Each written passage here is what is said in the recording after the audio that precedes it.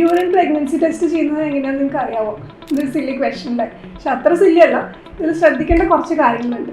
ഒന്ന്, നമ്മൾ പാക്കറ്റ് എടുത്തിട്ട് നോക്കുക, അതിൻ്റെ എക്സ്പയറി ഡേറ്റ് എന്താണ്, അതിൻ്റെ അതിൻ്റെ ഇൻസ്ട്രക്ഷൻസ് വായിച്ച് നോക്കുക. നമ്മൾ യൂറിൻ ഡ്രോപ്പ് ചെയ്ത് കഴിഞ്ഞിട്ട് എത്ര മിനിറ്റ് കഴിഞ്ഞിട്ടാണ് അതിന് ആ 2 ലൈൻസ് വന്നിട്ടുണ്ടോ എന്ന് നോക്കേണ്ടതെന്നുള്ളത് ശ്രദ്ധിച്ച് നോക്കി ആ കറക്റ്റ് ടൈമിൽ ചെയ്യുക. എപ്പോഴാണ് നമ്മൾ ചെയ്യേണ്ടത്? രാവിലെ നമ്മൾ ഉണർന്ന് എഴുന്നേറ്റ് കഴിഞ്ഞിട്ടുള്ള ഉടനെയുള്ള യൂറിൻ സാമ്പിൾ എടുക്കുക. കാരണം നമ്മൾ പ്രഗ്നൻ്റ് ആയി കഴിയുമ്പോൾ ബേബി പ്രൊഡ്യൂസ് ചെയ്യുന്ന ഒരു ഹോർമോണാണ് HCG.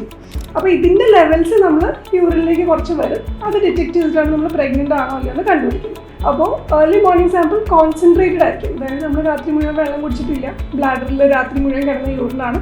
അപ്പോൾ കോൺസെൻട്രേറ്റഡ് യൂറിൻ സാമ്പിൾ ആകുമ്പോൾ അതിൽ HCG ഹോർമോൺ ഡിറ്റക്ട് ചെയ്യാനുള്ള ചാൻസസ് കൂടുതലാണ്. ഇനിയിപ്പോൾ നിങ്ങൾക്ക് ദിവസത്തിന് ഇടയ്ക്ക് എപ്പോഴെങ്കിലും ചെക്ക് ചെയ്യണമെങ്കിൽ ഒരു 3 മണിക്കൂറെങ്കിലും ബ്ലാഡറിൽ യൂറിൻ ഹോൾഡ് ചെയ്തിട്ട് ചെക്ക് ചെയ്യാനായിട്ട് നോക്കുക. ഫെർട്ടിലൈസേഷൻ നടന്നു കഴിഞ്ഞിട്ട് 6 മുതൽ 10 ദിവസത്തിനുള്ളിൽ വരെ നമ്മുടെ HCG ലെവൽസ് യൂറിനിൽ കാണാൻ പറ്റും. അപ്പോൾ നമ്മൾ ഒത്തിരി നേരത്തെ ചെക്ക് ചെയ്താൽ നമ്മൾ പ്രഗ്നൻ്റ് ആണെങ്കിലും ചിലപ്പോൾ അത് ഡിറ്റക്ട് ചെയ്തു എന്ന് വരില്ല. പീരിയഡ്സ് മിസ്സായി കഴിഞ്ഞാൽ ഉടനെ ചെക്ക് ചെയ്താൽ ഒരു 98-99% ചാൻസസ് ഉണ്ട് നമ്മൾ കറക്റ്റായിട്ട് തന്നെ ഡിറ്റക്ട് ചെയ്യാനായിട്ട്.